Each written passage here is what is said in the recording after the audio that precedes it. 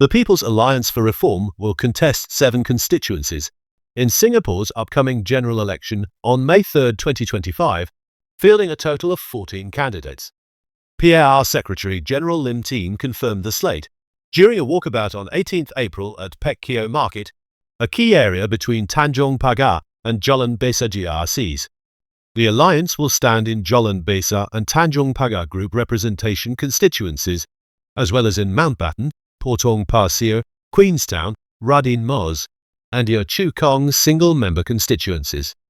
Lim stated that PAR would not contest in Marymount, Jalan Kayu and Kebun borough SMCs, citing careful deliberation and the intention to avoid clashes with other opposition parties.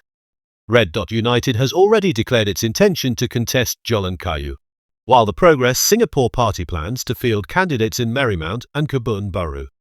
Among the 14 candidates, 2 were introduced during the event. One is Mahabub Boccia, who will make his electoral debut in Queenstown SMC.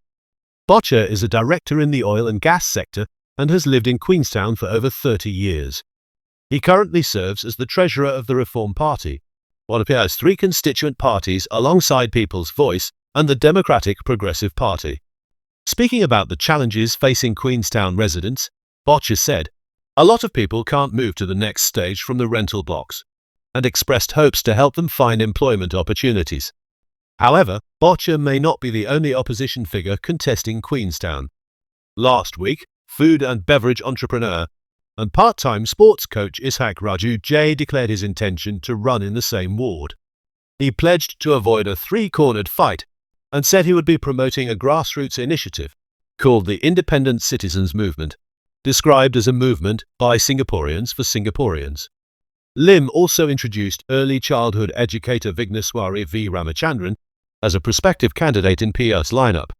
If nominated, this would be her 3rd time contesting a general election. Vigneswari first ran with the Reform Party in Ang Mo Kio GRC in 2011, where the team secured 30.67% of the vote. She contested again in 2020 with People's Voice in Pasir Ris Punggol GRC, receiving 12.17% in a 3-way race. She previously lived in Jalan Besar GRC and campaigned there during GE2020. Lim expressed support for her to contest the constituency this year. The Queenstown ward, newly created from parts of West Coast GRC, will debut as an SMC in GE2025. It was carved out during recent boundary changes, along with adjustments to Tanjong Pagar GRC.